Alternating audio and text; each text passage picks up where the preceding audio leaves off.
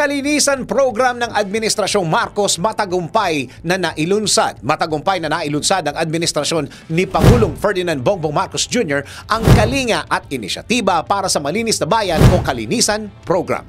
Alinsunod ng programang ito sa Memorandum Circular No. 001-2024 ng Department of Interior and Local Government o DILG. Bakit nga ba mahalaga ang epektibong pagpapatupad ng Kalinisan Program ng Administrasyong Marcos? Alamin natin.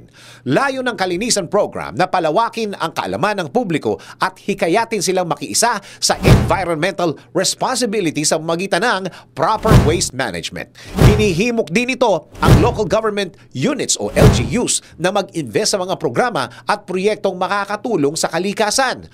Unang inilunsad ang Kalinisan Program sa pamamagitan ng National Simultaneous Cleanup Drive sa Baseco Compound sa Manila, kasabay sa pagdiriwang ng Community Development Day noong January 6, 2024. Ayon sa National Status Report na inilabas ng DILG as of January 9, 2024, higit sa 5.1 million kilograms ng basura ang nakolekta ng higit 1.2 million na individual at 245,000 local officials na nakilahok sa programa.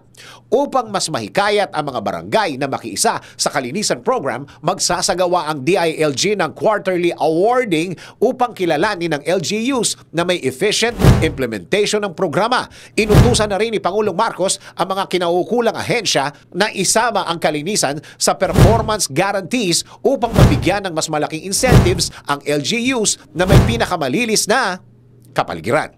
Tiniyak naman ni DILG Secretary Benjamin Abalos Jr. ang mahigpit na pagpapatupad sa Kalinisan Program at ang pagpapatuloy sa monthly at quarterly monitoring ng performance ng mga barangay sa buong bansa. Naniniwala si Pangulong Marcos na hindi deserve ng mga Pilipino ang manirahan sa madumi at makalat na lugar. Kaya anya, kumilos tayo upang gawing maaliwalas at malinis ang ating kapaligiran. Dapat walang lugar ni puwang ang dumi, dugyot at dilim sa ating pamayanan. Ikaw, paano ka makikilahok sa Kalinisan Program ng Administrasyong Marcos?